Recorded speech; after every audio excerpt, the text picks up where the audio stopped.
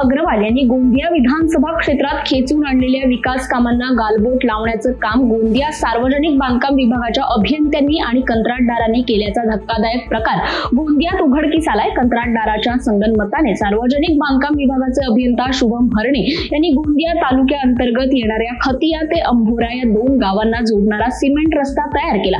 मात्र उद्घाटनानंतर या रस्त्याला अवघ्या 8 दिवसात तडे गेले असून याला जबाबदार कोण अशी विचारणा ग्रामस्थांकडून केली जाते। या रस्त्याचा आढावा घेतलाय प्रतिनिधी नवीन दहीकर यांनी। आहे अंबोरा ते खतिया गावातून जाणाऱ्या रस्त्यावर आपण बघू शकता हा जो रस्ता आहे 8 दिवसा पहिलेच तयार करण्यात आलेला होता। तर 8 दिवसातच या रस्त्याला मोठमोठे भिगे पडलेले आहेत।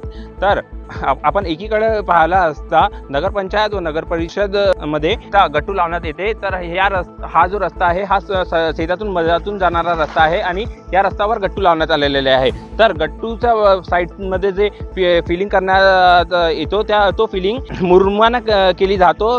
तर याऐवजी मुरमाना ना केली योजना हा मातीने करण्यात आलेला आहे। तर या संदर्भात सार्वजनिक बांधकाम विभागाचे अभियंता शुभम हरणे यांना विचारणा केली असता त्यांनी उडाउडीचे उत्तर दिलेले आहे। तर हा जो रस्ता आहे आमदार निधीतून तयार करण्यात आलेला असून जे आमदार आहेत ते विकास कामाकरिता निधी खिचून आणत आहेत। तर सार्वजनिक बांधकाम विभागाचे अभियंता व कंत्राटदार त्या कामाला गालबोट लावण्याचं काम करत आहेत। आता या संदर्भात विनोद अग्रवाल या बातमीची दखल घेत यांच्यावर काय कारवाई करतात हे बघण्यासारखं राहणार आहे। नवीन दहीकर, न्यूज अनकट, गोंदिया।